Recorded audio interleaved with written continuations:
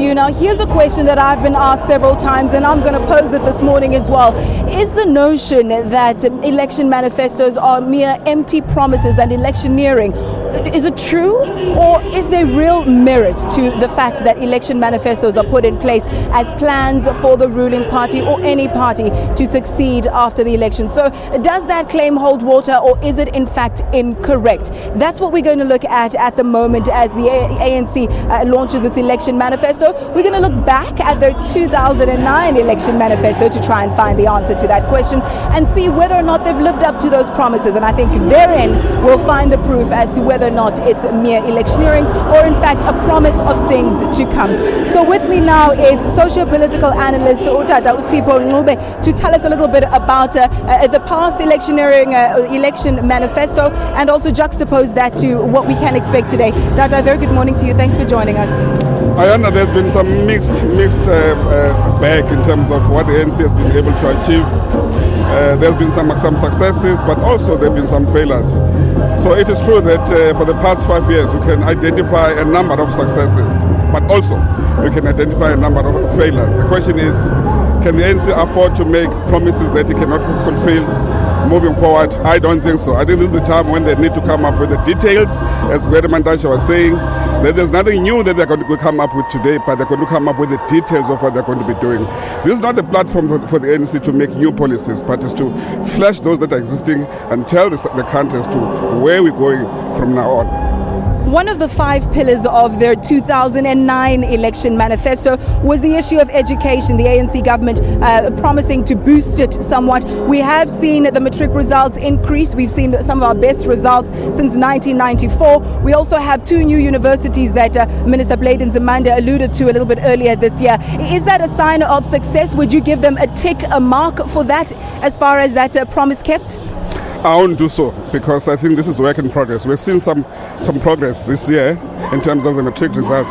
But to me, it's not much about the matric results. It's about the skilling of the youth. I mean, you don't have to have a matric to have skills. Some people may not even go up to matric, but they can exit early and have some skills. So I would imagine that the ANC moving forward is going to focus on academic achievement, but more so on skilling of the youth. And one expects that to happen within the next coming 5 years. Some of the hints that we've received from officials as to what this manifesto will focus on has been the issue of unemployment. Many of them saying that the president will speak heavily about that issue, and also an inclusive economy. So a next point that the election manifesto back in 2009 focused on was, of course, unemployment, the issue of decent work and sustainable livelihoods. How have they fared in that respect? I know this is one of the areas where I would say they've failed. But the question is, does the government create jobs? I don't think so. I think the government creates an environment where business can flourish.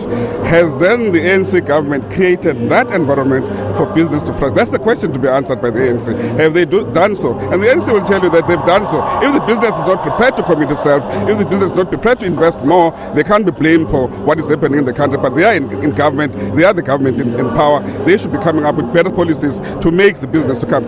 My feeling is that the ANC has failed to identify and support small businesses. Experiences tell me that all over the world, people who create jobs are not big businesses, they're small businesses. I think the current policies are not quite good for small businesses. I would imagine that perhaps today we might even hear more about what the government is going to be doing to make sure that small business flourish, because those are the areas which create jobs. It's not big business. Big business in most cases loses jobs.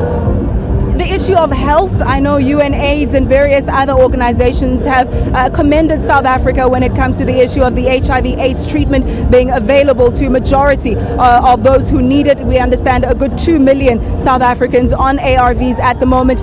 The National Health Insurance Scheme is something that has been tested. We're not too sure at the moment where it stands currently, but as far as health is concerned, what would you say? Ayana, that's a big tick. We've seen a turnaround which simply cannot be compared with anything. The 5 years has seen a much more improvement in terms of health in the country, especially the basic health. We've seen the numbers of people who are on the ARV, people who had no hope at all, but who are now living and who are going to live more years to come. And therefore, I'll say in terms of the health, they've done very well. There's more room for improvement. The problem that you have is the lapses. is that you see improvement within a certain period, and then for 1 or 2, 3, 6 months, there's lapses. You see reports of ARVs that are not available, reports of nurses that are not available, reports of hospitals without doctors. That's the problem. If there can be a consistent in terms of the health system, I think one will give them a double tick. We'll have to leave it there for now. Some ticks and some crosses, as you can see, as to how far the ANC has gone in making sure that the 2009 promises were fulfilled in government as far as possible. So we'll take a look at that and more in just a moment. But right now, it's back to you in studio.